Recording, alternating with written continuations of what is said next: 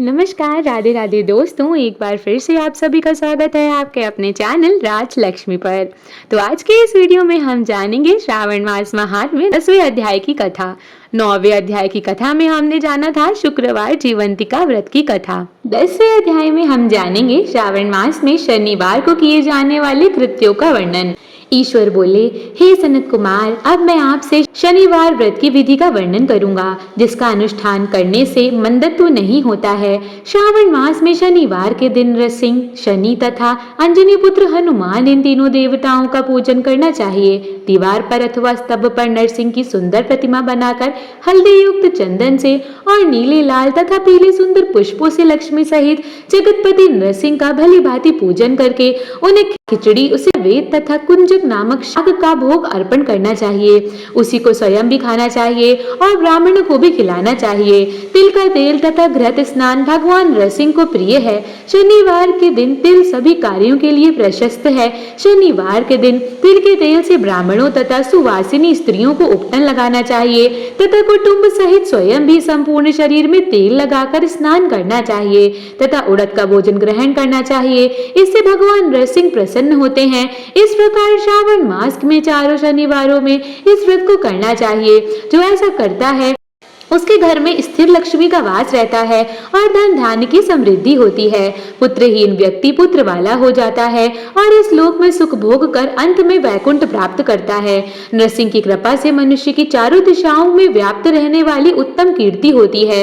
हे सौम्य, मैंने आपसे नरसिंह का यह उत्तम व्रत कहा। हे सनत कुमार, अब शनि की प्रसन्नता के लिए जो करना चाहिए उसे सुनिए। एक लंगड़े ब्राह्मण और उसके अभाव में किसी ब्राह्मण के शरीर में तिल का तेल लगाकर उसे उष्ण जल से स्नान कराना चाहिए और श्रद्धा पूर्वक नरसिंह के लिए बताए गए अन्न अर्थात खिचड़ी उसे खिलानी चाहिए। उसके बाद तेल, लोहा, काला तिल, काला उड़द, काला कंबल प्रदान करना चाहिए। इसके बाद व्रती यह कहे कि मैंने यह सब शनि की प्रसन्नता के लिए किया है, शनि देव मुझ पर प्रसन्न हो। उसके बाद तिल के तेल से शनि का अभिषेक कराना चाहिए। उनके पूजन में तिल तथा उड़द के अक्षत प्रशस्त माने गए हैं। हे मुने, अब मैं शनि का ध्यान बताऊंगा और ध्यान पूर्वक सुनिए। शनैचर कृष्ण वर्ण वाले हैं, मंदगति वाले हैं, काश्यप गोत्र वाले हैं, सौराष्ट्र देश में पैदा हुए हैं, सूर्य पुत्र हैं, वर देने वाले हैं, दंड के समान आकार वाले मंडल में स्थित हैं, इंद्रनील मणि तुल्य कांति वाले हैं, हाथों में धनुष बाण त्रिशूल धारण किए हुए हैं, गीत पर आरूढ़ हैं, यम इनके अधिदेवता हैं, ब्रह्मा इनके प्रत्यधिदेवता हैं। ये कस्तूरी, अगरू का गंध तथा गुगलू का धूप ग्रहण करते हैं। इन्हें खिचड़ी प्रिय है। इस प्रकार ध्यान की विधि कही गई है। इनके पूजन के लिए लौहमयी सुंदर प्रतिमा बनानी चाहिए। हे द्विज श्रेष्ठ, इनके निमित्त की गई पूजा में कृष्ण अर्थात काली वस्तु का दान करना चाहिए। ब्राह्मण को काले रंग के 2 वस्त्र दान करने चाहिए और काले बछड़े सहित काली गौ प्रदान करनी चाहिए। विधि पूर्वक पूजा करके इस प्रकार प्रार्थना तथा स्तुति करनी चाहिए। आराधना से संतुष्ट होकर जिन्होंने नष्ट राजा वाले राजा नील को उनके महान राज्य पुनः प्रदान कर दिया, वे शनि देव मुझ पर प्रसन्न हो। नीलंजन के समान वर्ण वाले, मंद गति से चलने वाले और छाया देवी तथा सूर्य से उत्पन्न होने वाले उन शनैश्चर को मैं नमस्कार करता हूँ। मंगल के कोण में स्थित आपको नमस्कार है। पिंगल नाम वाले आप शनि को नमस्कार है।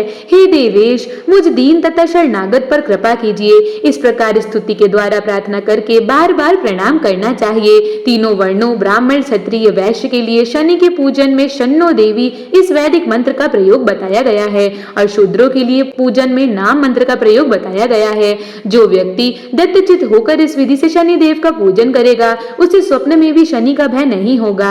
हे विप्र, जो मनुष्य श्रावण मास में प्रत्येक शनिवार के दिन भक्ति पूर्वक इस विधि से व्रत करेगा उन्हें शनैश्चर के द्वारा लेश मात्र भी कष्ट नहीं होगा। जन्म राशि से पहले दूसरे, चौथे, 5वें, 7वें, 8वें, 9वें अथवा 12वें स्थान में स्थित शनि सदा कष्ट पहुंचाते हैं। शनि की शांति के लिए शमाग्नि इस मंत्र का जप करना बताया गया है। उनकी प्रसन्नता के लिए इंद्रनील मणि का दान करना चाहिए। हे सनत कुमार, इसके बाद अब मैं हनुमान जी की प्रसन्नता के लिए विधि का वर्णन करूंगा। हनुमान जी की प्रसन्नता के लिए श्रावण मास में शनिवार को रुद्र मंत्र के द्वारा तेल से उनका अभिषेक करना चाहिए। तेल में मिश्रित सिंदूर का लेप उन्हें समर्पित करना चाहिए। जपा कुसुम की मालाओं से, आग धतूर की मालाओं से, मंदार पुष्प की मालाओं से, बटक बड़ का पेड़, कि न वेद से तथा अन्य उपचारों से भी तथा विधि अपने सामर्थ्य अनुसार श्रद्धा भक्ति से युक्त होकर अंजनी पुत्र हनुमान जी की पूजा करनी चाहिए। इसके बाद बुद्धिमान को चाहिए कि हनुमान जी की प्रसन्नता के लिए उनके 12 नामों का जप करे। हनुमान, अंजनी श्रनु, वायुपुत्र, महाबल, रमेष्ठ, फाल्गुन सखा, पिंगाक्ष, अमित विक्रम, उदधिक्रमण, सीता शोक विनाशक, लक्ष्मण प्राणदाता और दशग्रीव दर्पहा, ये 12 नाम हैं। जो मनुष्य प्रातः काल उठकर इन 12 नामों को पढ़ता है उसका अमंगल नहीं होता है और उसे सभी संपदा सुलभ प्राप्त होती है। इस प्रकार श्रावण मास में शनिवार के दिन वायुपुत्र हनुमान जी की आराधना करके मनुष्य वज्रतुल्य शरीर वाला, निरोग तथा बलवान हो जाता है। अंजनी पुत्र की कृपा सेवा कार्य करने में वेगवान तथा बुद्धि वैभव से युक्त हो जाता है। उसके बाद शत्रु नष्ट हो जाते हैं, मित्रों की वृद्धि होती है, यह वीरशाली तथा कीर्तिमान हो जाता है। यदि साधक हनुमान जी के मंदिर हनुमत कवच का पाठ करे तो वह अणिमा आदि 8 सिद्धियों का स्वामित्व प्राप्त कर लेता है और यक्ष, राक्षस तथा वे चाल उसे देखते ही कंपित तथा भयभीत होकर वेग पूर्वक 10 दिशाओं में भाग जाते हैं। हे सत्तम, शनिवार के दिन पीपल के वृक्ष का आलिंगन तथा पूजन करना चाहिए। शनिवार को छोड़कर अन्य किसी दिन पीपल के वृक्ष का स्पर्श नहीं करना चाहिए। शनिवार के दिन उसका आलिंगन सभी संपदाओं को प्राप्त करने वाला होता है। प्रत्येक मास में 7 वारों में पीपल का पूजन फलदायक है, किंतु श्रावण में यह पूजन अधिक फलप्रद है। इस प्रकार श्री स्कंद पुराण के अंतर्गत ईश्वर सनत कुमार संवाद में श्रावण मास महात्म्य में शनैश्चर नरसिंह, हनुमत पूजन आदि शनैश्चर कृत्य कथन नामक 10वां अध्याय पूर्ण हुआ।